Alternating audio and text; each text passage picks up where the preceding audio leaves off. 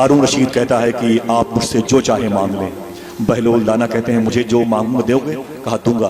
کہا میری عمر بڑھوا دیجیے، بڑھوا دیجیے۔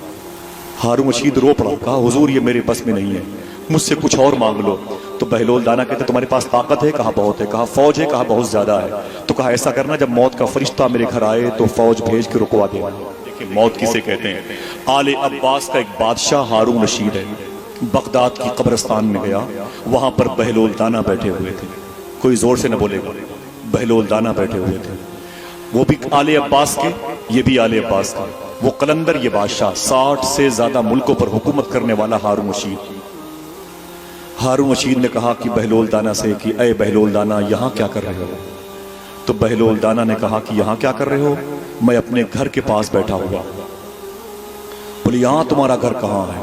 بولے اسی قبرستان میں کوئی 3x6 کا ایک میرا بھی گھر ہے، میں اپنے گھر کے باہر بیٹھا ہوا ہوں۔ تو ہارون رشید نے کہا آبادی میں کیوں نہیں رہتے؟ تو بہلول دانا فرماتے ہیں میں نے اسی قبرستان کو آباد ہوتے ہوئے دیکھا ہے، میں نے اسی قبرستان کو آباد ہوتے ہوئے دیکھا ہے۔ کہا کیوں؟ کہا میں نے یہاں سے نکل کے آبادی کی طرف جاتے ہوئے کسی کو نہیں دیکھا، آبادی سے نکل کے قبرستان آتے ہوئے بہت سو کو دیکھا۔ بولے گا سن لے میری بات کو، سن لے، میں دل تک ایک بات پہنچانا چاہتا ہوں، آپ خدا کی قسم لے کے جائیں، ایک بڑی عظیم شخصیت کا عرس ہے، بڑی عظیم ذات کا عرس ہے۔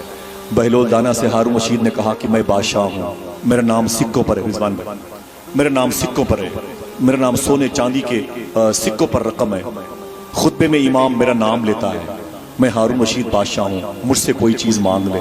بشارت دن کے اس تاریخی مشاعروں میں آنے والوں، دنیا کے 200 سے زیادہ ملکوں کے لوگ آپ کو دیکھ رہے ہیں یا کل کے بعد سے دیکھیں گے۔